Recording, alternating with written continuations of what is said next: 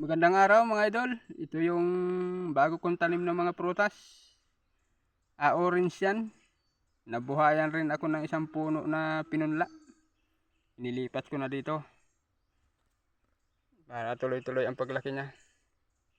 Dito lang yan sa malapit sa aking bahay kubo. Ayan mga idol. Nag-uuling ako ng panggatong.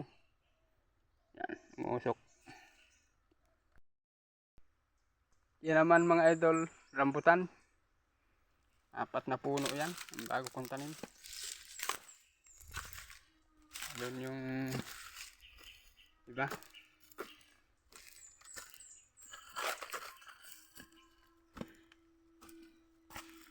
Yan. 4 na puno yan mga idol. Saka andun pa oh. Yun. Saka andun pa sa unahan. Ito yung mga prutas ko mga idol. Iba't ibang klase yan. Ang may bunga ko lang ay pumilo. Ayan. Laki ng bunga. Oh. Yan mga idol. Baba lang.